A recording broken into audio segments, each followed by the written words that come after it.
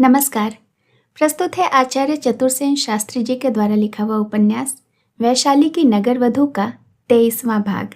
आगे बढ़ने के पहले जानते हैं पिछली भाग की कहानी। सम्राट बिंबिसार के लिए वैशाली का आक्रमण अब साम्राज्यवर्धन का प्रश्न नहीं रह गया था। वे चाहे जिस भी मूल्य पर हो वैशाली को आक्रांत कर अम्बपाली को राजगृह ले आकर पट्टव राजमहिषी बनाने को तुले हुए थे। आर्यवर्षकार की योजना थी कि प्रथम अवंती के चंड प्रदोत पर आक्रमण करके अरब समुद्र तक साम्राज्य का विस्तार कर दिया जाए और उसके साम्राज्य विस्तार में अवंती का चंड प्रदोत ही सबसे बड़ा कांटा था। इसी से वे वैशाली से पहले अवंती पर अभियान करना चाहते थे और बिंबिसार अम्बपाली को पाने के लिए पहले वैशाली पर अभियान करना चाहते थे। इन्हीं कारणों से सम्राट और अमात्य में विवाद बढ़ता चला गया और राजवर्गीय जनों में यह अपवाद फैल गया कि आर्यवर्षकार और सम्राट में तीव्र मतभेद हो गया है। इसी समय उन्होंने मगध की राज परिषद को बुलाया। राज परिषद में आर्यवर्षकार और सम्राट बिंबिसार के बीच भारी वाद विवाद होता है और परिणाम स्वरूप आर्यवर्षकार मगध त्याग कर अज्ञात दिशा की ओर चल पड़ते हैं और इस प्रकार दो बचपन के मित्रों में और एक साम्राज्य के रक्षकों में मतभेद हो जाता है।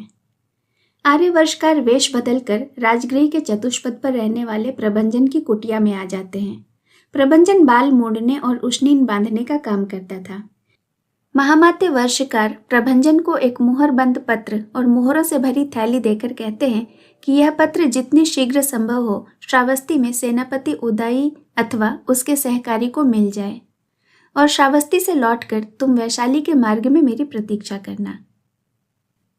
शेट्टी पुत्र शालिभद्र एक बेहद सुकुमार युवक था जिसकी 32 पत्नियां थीं।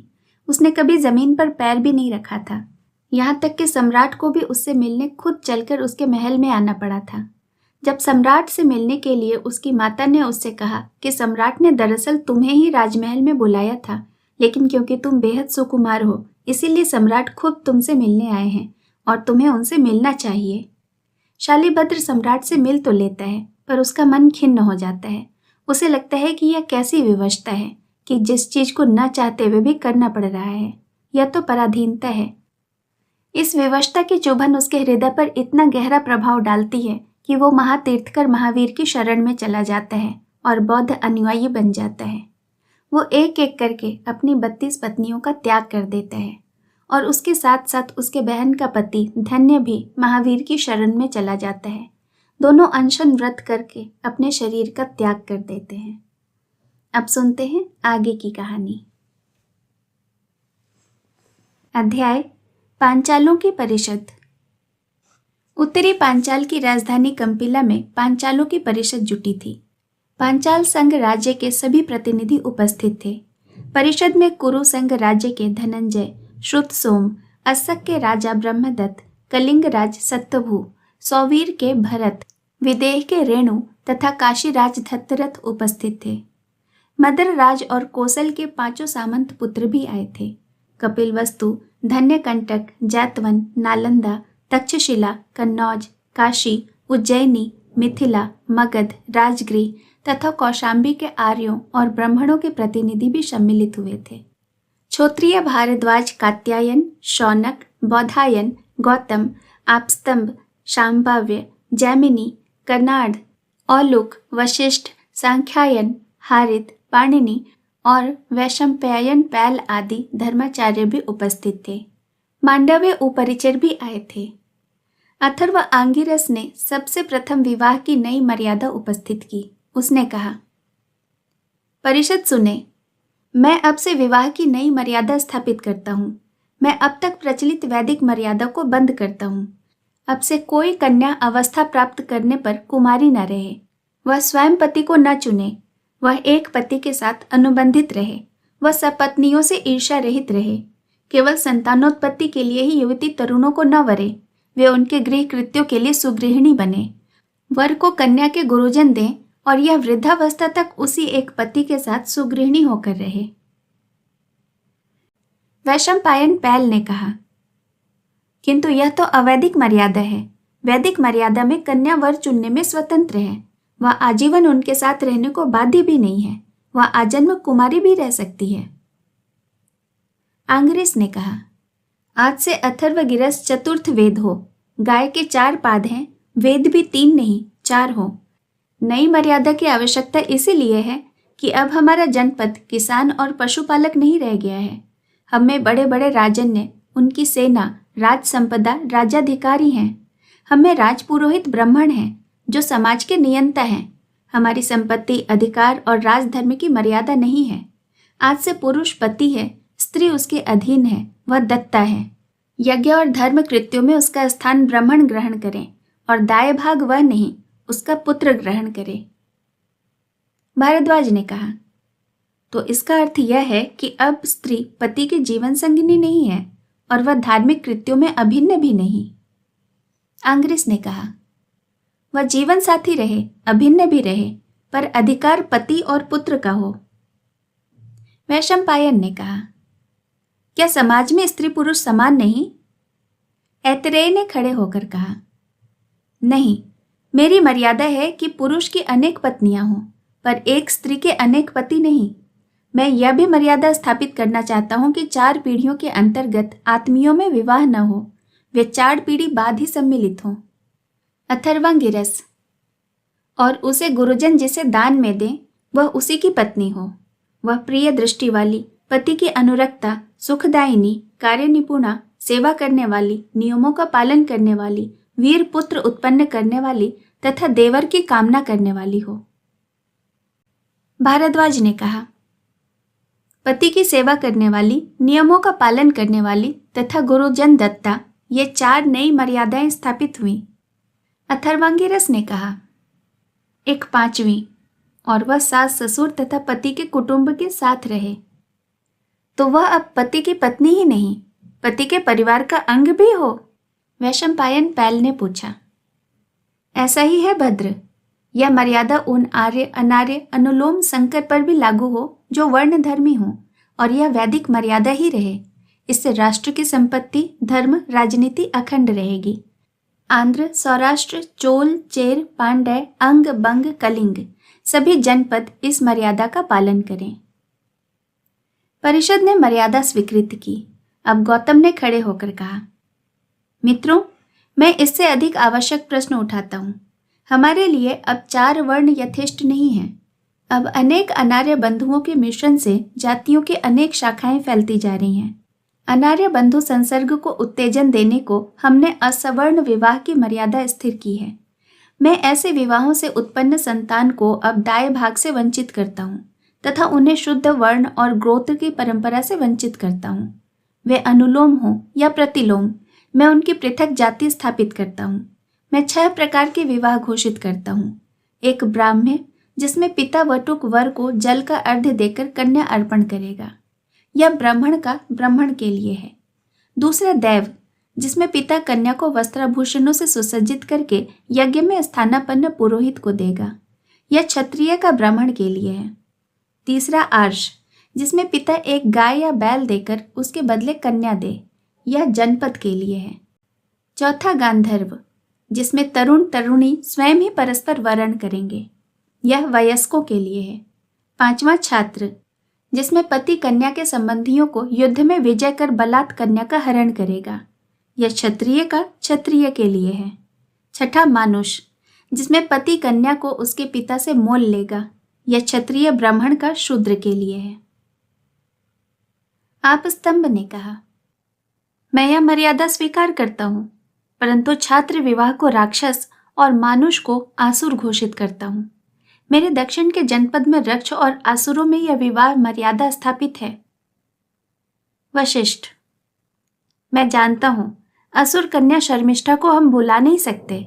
मंद्र और कैकेय वंश की कन्याओं को मध्य देशीय क्षत्रिय सदैव शुल्क देकर लेते हैं, और जिन क्षत्रियों के कुलों में असुरों से संबंध है वहां यही कुल परंपरा है।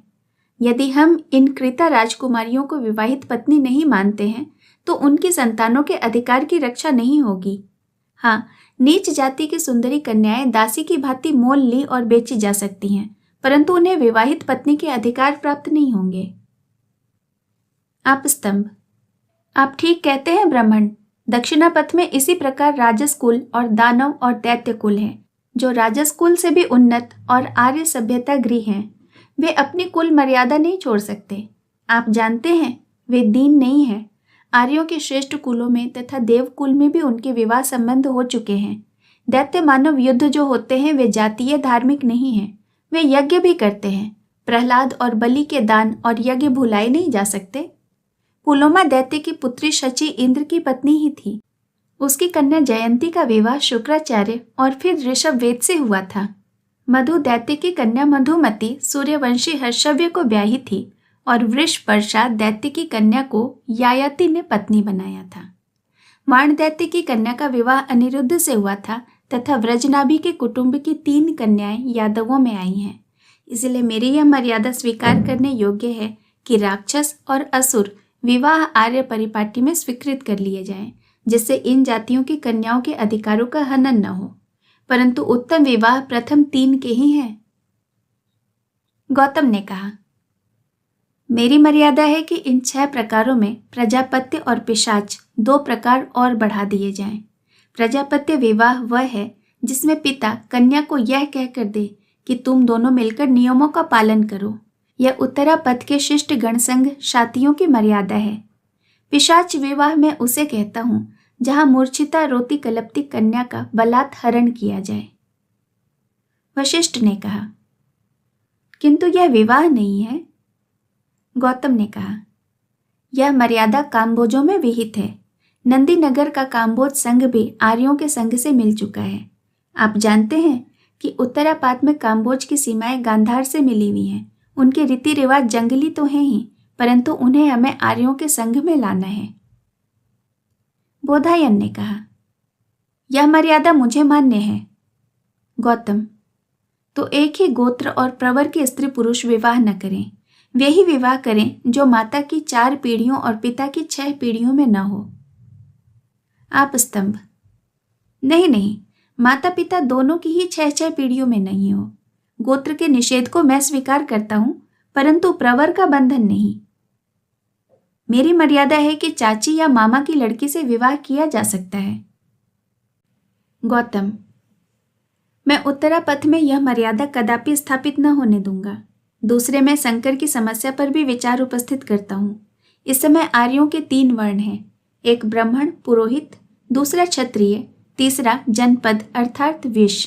इनके सिवा अनार्य, दस्यु, दास, राक्षस, दैत्य और दानव कुल भी हैं। आप जानते हैं कि प्रारंभ में सभी आर्य खेती और पशुपालन करते थे। पीछे उनमें राजन्य हुए और आज क्षत्रिय राजा हैं। वे शासन व्यवस्था करते हैं। दूसरे ब्राह्मण पुरोहित हुए जो यज्ञ के अधिकारी हैं तथा धर्म मर्यादा स्थापित करते हैं। इसके बाद जो जन बचे थे वे विष थे। वे ही आर्यों के पुराने कार्य कृषि और पशुपालन करते आए हैं, परंतु हमारे राज्य वैभव विस्तार और चहुमुखी सभ्यता के विस्तार के कारण वे भी केवल वाणिज्य करने लगे। अतः आर्यों का प्राचीन धंधा पशुपालन और कृषि उनसे निष्कृष्ट शूद्रों को करना पड़ रहा है, परंतु उनमें जो इन कार्यों से संपन्न हो गए हैं वे सेवा नहीं करते। सेवा कार्य का दायित्व कृत दासियों के सुपुर्द हो गया है। आप स्तंभ, मित्र गौतम का क्या अभिप्राय है? गौतम, बड़ा जटिल है मित्र, वही मैं कहता हूं। आर्यों की पुरानी मर्यादा के अनुसार उच्च वर्ग का पुरुष अपने से नीच वर्ण की स्त्री से विवाह कर सकता है। इससे ब्राह्मण को 4 वर्णों की स्त्रियां ब्याहने का अधिकार है। क्षत्रियों को 3 की, पर वैश्य को 2 की ही। फिर उन्हें कृषि, वाणिज्य और शिल्प के लिए दासों, शूद्रों और कर्मकारों से घनिष्ठ रहना पड़ता है। नियम से भी उन्हें अपने सिवाय शूद्र स्त्री ही मिल सकती है। इससे उनके रक्त में शूद्रों और अनार्यों दासों का रक्त बहुत ही अधिक मिश्रित हो गया है, जिससे समाज में बहुत गड़बड़ी और अशुद्धि उत्पन्न हो गई है। नियमानुसार ऐसे विवाह की संतान पिता की जाति की मानी जाती है। इस मिश्रण से वैश्यों का रंग भी बदल गया है और उनका बुद्धि विकास भी कम हो गया है। शंकर जनपद में जो शेट्टी जन हैं, उन्हें छोड़कर सर्वत्र ही विषकुलहीन हो गया है। अतः मैं आर्यों के संकर भाव को बंद करता हूँ। मैं यह मर्यादा स्थापित करता हूँ कि अपने ही वर्ण की स्त्री की संतान पिता के वर्ण को प्राप्त हो, वही संपत्ति में भागी हो। वशिष्ठ, परंतु यह प्राचीन मर्यादा है कि ब्राह्मण तीनों वर्गों की स्त्री से ब्राह्मण संतान पैदा कर सकता है। यह सत्य नहीं कि संकर संतान गुणहीन होते हैं। मत्स्य गंधा में पराशर ऋषि के अवसर से व्यास का जन्म हुआ। जो विद्या बुद्धि में अपने पिता से भी बढ़ चढ़कर हुए। उनकी योग्यता का व्यक्ति उस युग में ब्राह्मणों में भी कोई नहीं था। गौतम, इतना होने पर भी उन पर न देवी चरितम चरैत का नियम लगा ही दिया गया और उन्हें ब्राह्मण नहीं माना गया, और यह स्पष्ट कर दिया गया कि ब्राह्मण शूद्रों में संतान उत्पन्न न करें, करो तो वे ब्राह्मण नहीं। वशिष्ठ, ब्राह्मण नहीं तो कौन, वे शूद्र भी नहीं। गौतम, मैं उसे पार्श्व घोषित करता हूं और उसकी मर्यादा स्थापित करता हूं कि वो अपने कुल की सेवा करे। वशिष्ठ, तब क्षत्रिय भी शूद्रों से जो संतान उत्पन्न करे वह क्षत्रिय नहीं। मैं उसे उग्र घोषित करता हूं, उसकी पृथक जाति हो, परंतु वैश्य पिता के शूद्र में संतान वैश्य ही रहे, किंतु वैश्या माता और ब्राह्मण पिता की संतान ब्राह्मण नहीं। मैं उसे अंबट घोषित करता हूं, यही उसकी जाति हो। अब शौनक ने उठकर कहा, तो हम सब ऐसी मर्यादा स्थापित करते हैं कि सवर्ण विवाह की संतान ही सवर्ण है। प्रतिलोम की भांति अनुलोम संतान भी आज से संकर हुई तथा वह आर्यों से बहिर्गत हुई। सांख्यायन क्षोत्रिय ने कहा, ऐसा ही हो, नहीं तो आर्य कुल का नाश हो जाएगा। क्या आप देखते नहीं कि आर्यों के सब राज्य, शिल्प, वाणिज्य संकरों ने अपना लिए हैं? आप स्तंभ, किंतु मित्र, इस व्यवस्था से तो संकरों का अधिक संगठन होगा, वे और सबल होंगे, वे आर्यों के विद्रोही हो जाएंगे। संकरों की प्रत्येक जाति में एक प्रकार का गर्व उत्पन्न हो जाएगा, क्योंकि प्रत्येक जाति यह समझने लगेगी कि किसी न किसी जाति से तो हम श्रेष्ठ हैं ही। फिर जहाँ कहीं धन और शक्ति का आधिक्य हो गया, वहाँ तो यह गर्व और भी बढ़ जाएगा तथा भीतरी भेद उत्पन्न होने लगेंगे। देश भेद, रहन सहन और खान पान में अंतर पड़ जाएगा। विवाह भी उन्हीं जातियों में होने लग जाएंगे। ब्राह्मणों, क्षत्रियों और वैश्यों तथा शूद्रों की भी अनेक उपजातियां बन जाएंगी। उन्हीं से उनके विवाह और खान पान सीमित हो जाएंगे। संकरों की भी अनगिनत जातियां बन जाएंगी। इससे आर्यों का संपूर्ण संगठन नष्ट हो जाएगा। उदाहरण के लिए कौशल के अधिपति प्रसेनजीत के परिणाम की ओर आपका ध्यान आकर्षित करना चाहता हूँ। गौतम, चाहे जो भी हो, हम रक्त की शुद्धता को नष्ट नहीं होने देंगे। अब तक विवाह की 3 विधियां थीं, एक अग्नि प्रदक्षिणा, दूसरी सप्तपदी लाजहोम, तीसरी शिलारोहण। मैं अब से 5 विधि स्थापित करता हूँ। चौथी कन्यादान और 5वीं गोत्रों का बचाव। आर्यों का विवाह इन 5 विधियों की पूर्ण हुए बिना संपादित न हो। वशिष्ठ, ऐसा ही हो। अब मैं क्षेत्रज पुत्र को दाएं भाग में दूसरा स्थान देता हूँ। गौतम, मैं स्वीकार करता हूँ। बोधायन, मैं मतभेद रखता हूँ। क्षेत्रज का स्थान तीसरा स्थापित करता हूँ। आप स्तंभ, मैं विरोध करता हूँ। मैं नियोग की प्रथा को बंद करने के पक्ष में हूँ। किसी सभ्य पुरुष को अपनी स्त्री कुटुंबी को छोड़कर किसी दूसरे को नहीं देनी चाहिए। नियम के अनुसार पति को छोड़कर उसे दूसरे पुरुष का हाथ अज्ञात पुरुष का हाथ समझना चाहिए। गौतम, मैं यह मर्यादा स्थापित करता हूँ कि जिस विधवा स्त्री को संतान की इच्छा हो वह गुरुजनों की आज्ञा लेकर देवर से ऋतुगमन कर ले। देवर का अभाव हो तो सपिंड, सगोत्र, समान प्रवर और सवर्ण पुरुष से कर ले। वह 2 से अधिक संतान उत्पन्न न करे। संतान उसकी है जो उत्पन्न करे।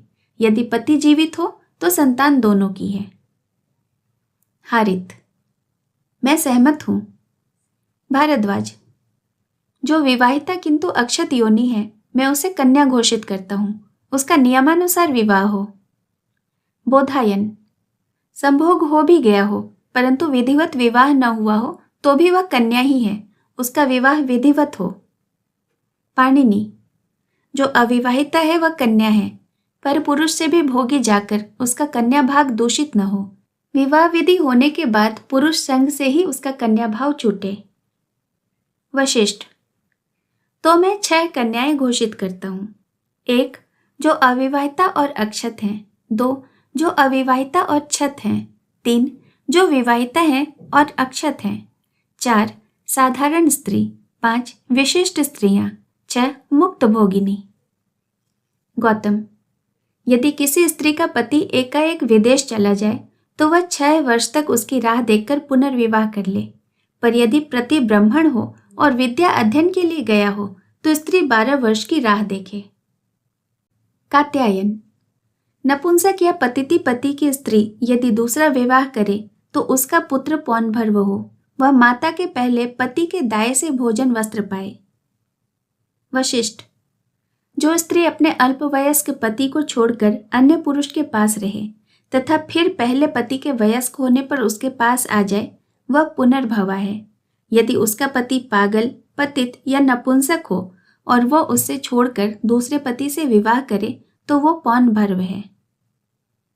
हारित, यह 6 पुत्र दायाद बंधु हैं। औसर, क्षेत्रज, पौंभर्व, कानिन, पुत्रिका, पुत्र और गूढ़ज, ये क्रम से दाएं भागी हों। अध्याय जैतवन में तथागत। तथागत बुद्ध कपिल वस्तु से चारिका करते श्रावस्ती आए। उनके साथ महाभिक्षुक संघ भी था, जिसमें आयुष्मान सारिपुत्र, आयुष्मान महामौदलायन, आयुष्मान महाकात्यायन, आयुष्मान महाकोद्विन, आयुष्मान महाकापियन, आयुष्मान महाचुंद, आयुष्मान अनुरुद्ध, आयुष्मान रैवत, आयुष्मान उपाली, आयुष्मान आनंद, आयुष्मान राहुल आदि संघ प्रमुख स्थविर थे। गृहपति अनाथ पिंडिक ने सुनकर बोधिपुत्र माणवक को बुलाकर कहा, सौम्य बोधिपुत्र, जहां भगवान है वहां जाओ और मेरे वचन से भगवान के चरणों में सिर से वंदना करके अन्न, आतंक, आरोग्य, लघु उत्थान, बल, अनुकूल विहार पूछो और यह भी कहो कि भंते भिक्षु संघ सहित भगवान जैतवन में विहार करें तथा कल का भोजन भी स्वीकार करें। अच्छा भो, कहकर बोधि कुमार माणवक जहां तथागत थे वहां गया और अभिवादन कर उसने गृहपति का संदेश कहा। तथागत ने मौन से स्वीकार किया। तब माणवक ने लौटकर गृहपति से कहा। गृहपति ने उदग्र होकर घर में उत्तम खादनीय भोजनीय पदार्थ तैयार किए। जैतवन विहार के प्रदेश मार्ग को अवदात धूसों से सीढ़ी के नीचे तक बिछवाकर सजाया और संवारा। तब भगवान पूर्वाह्न समय चीवर पहनकर भिक्षा पात्र लेकर संघ सहित जैतवन के द्वार पर पहुंचे। गृहपति द्वार कोष्ठक के बाहर खड़ा तथागत की प्रतीक्षा कर रहा था। देखते ही अगवानी कर भगवान की वंदना ले चला। जब बुद्ध निचली सीढ़ी पर पहुंचे तो खड़े हो गए। गृहपति ने कहा, भगवान धूसों पर चले, सुगत धूसों पर चले, जिससे यह चिरकाल तक मेरे हित और सुख के लिए हो। परंतु चुपचाप तथागत खड़े रहे। गृहपति ने दूसरी बार फिर तीसरी बार भी कहा। तब तथागत ने आनंद की ओर देखा। आनंद ने कहा, गृहपति, दूसरे समेट लो, भगवान चैल पंक्ति पर नहीं चलते। गृहपति ने दूसरों को समेट लिया। तब तथागत बुद्ध ने आराम से प्रवेश किया और संघ सहित बिछे हुए आसनों पर बैठे। तब गृहपति ने बुद्ध संघ को अपने हाथ से उत्तम खाद्य भोज पदार्थों से संतर्पित किया। भगवान के हाथ हटा लेने पर एक ओर बैठकर उसने कहा, भगवान, जैतवन के विषय में कैसे करूं? गृहपति, जैतवन को आगत अनागत चतुर्दिक भिक्षु संघ के लिए प्रदान कर दें। अनाथ पिंडिक ने कहा, ऐसा ही हो भंते। तब महाश्रमण बुद्ध ने अनाथ पिंडिक के दान को अनुमोदित करते हुए गाथा कही। सर्दी, गर्मी और क्रूर जंतुओं से रक्षा करता है। सरीसृप, मच्छर, शिशिर, वर्षा, हवा पानी से बचाता है। आश्रय के लिए, सुख के लिए, ध्यान के लिए, विपत्थन के लिए संघ को विहार का दान श्रेष्ठ है। रमणीय विहार बनवाकर वहां बहुश्रुतों को बसाकर उन्हें अन्न, पान, वस्त्र और शयन आसन प्रसन्न चित्त से प्रदान करें। तब दर्भ मल्लपुत्र ने आकर तथागत से कहा, भंते, यदि अनुमति हो तो मैं संघ के आसन शयन का प्रबंध करूं? साधु साधु दर्भ, तू संघ के शयन आसन और भोजन का प्रबंध कर। फिर उन्होंने भिक्षु संघ को एकत्रित करके कहा, भिक्षुओं, संघ दर्भ मल्लपुत्र को संघ के शयन आसन का प्रबंध और भोजन का नियामक चुने। संघ ने दर्भ मल्लपुत्र को चुन लिया। तब मल्लपुत्र ने भिक्षुओं को एक एक स्थान पर शयन आसन प्रज्ञापित किया। जो सूत्रतिक थे उनका एक स्थान पर, जो विनयधर थे उनका दूसरे स्थान पर, जो धर्म कथित थे उनका तीसरे स्थान पर। इसी प्रकार दर्भ मल्लपुत्र ने संपूर्ण भिक्षु संघ को प्रज्ञापित किया। गृधकूट, चौर प्रताप, ऋषिगिरि की कालशिला, व्यवहार श्रृंग, सप्तपर्णी गुहा, सीतवन, सर्वशौंडिक, प्रगरभार, गौतम कंदरा, कपोत कंदरा, पोताराम, आम्रवन, मद्रकुटी, मृगदाव सर्वत्र दर्भमल्लपुत्र ने तेजो धातु की समापत्ति के प्रकाश में भिक्षु संघ के शयन आसन प्रज्ञापित किया। वे यत्न से प्रत्येक भिक्षु को बताते, यह मंच है, यह पीठ है, यह भित्ति है, यह बिंबोहन है, यह कतर दंड है, यह संघ का कार्तिक संस्थान है।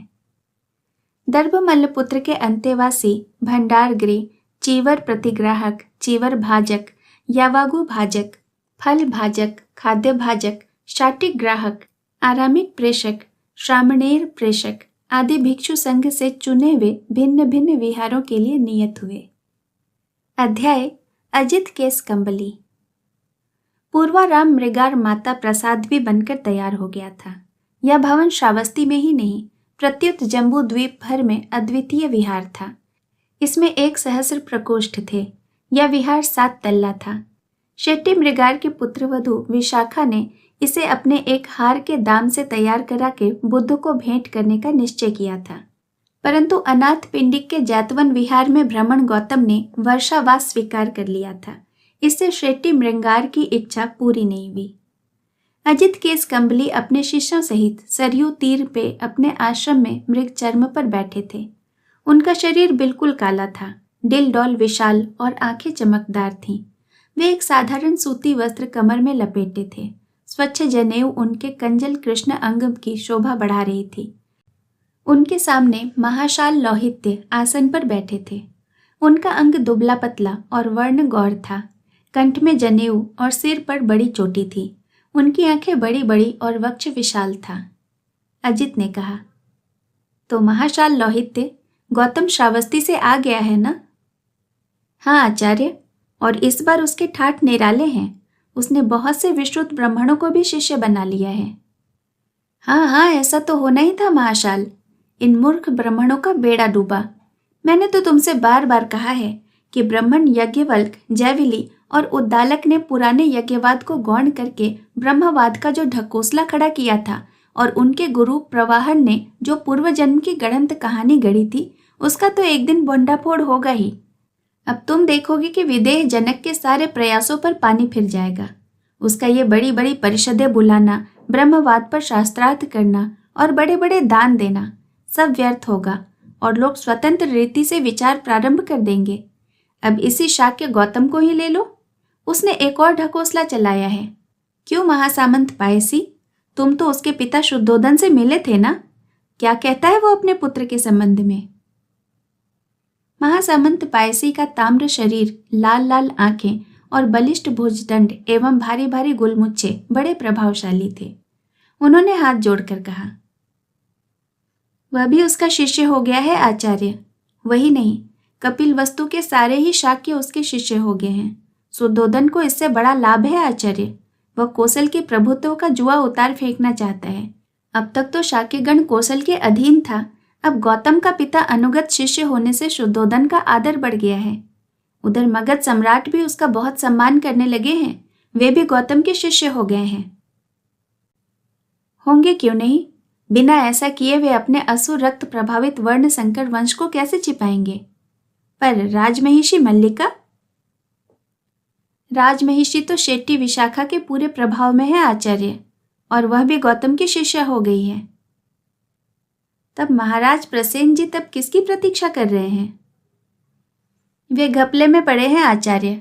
असल बात तो यह है कि वे राजकुमार विदुडब से बहुत भीत हैं, और सच पूछिए तो शाक्य शुद्धोदन को भी उसका बड़ा भय है। इस भय से बचने के लिए गौतम की शरण ही एक ढाल है। ठीक है पायासी, पर तुमने सुना गौतम शाक्य कहता क्या है? आचार्य वह आप ही की भांति कहता है कि आत्मा और ईश्वर नाम की कोई नित्य वस्तु विश्व में है ही नहीं। सभी वस्तुएं जो उत्पन्न है नाशवान है। संसार वस्तुओं का नहीं, घटनाओं का प्रवाह है। वाह पट्टे, सुनने में तो ये बातें बड़ी सुंदर जान पड़ती हैं। अरे उसने सत्य पर मुलम्मा किया है। क्यों लौहित्य, क्या कहते हो? जो लोग लोक मर्यादा, धनी और निर्धन तथा दास स्वामी के भेद को लेकर मुझसे भड़कते हैं, वे गौतम के इस जाल में फंस जाएंगे।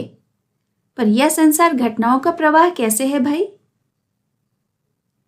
आचार्य गौतम कहता है, यद्यपि कोई शाश्वत चैतन्य आत्मा संसार में है नहीं, परंतु एक चेतना प्रवाह स्वर्ग या नरक आदि लोकों के भीतर एक शरीर से दूसरे शरीर में, एक शरीर प्रवाह से दूसरे शरीर प्रवाह में बदलता रहता है।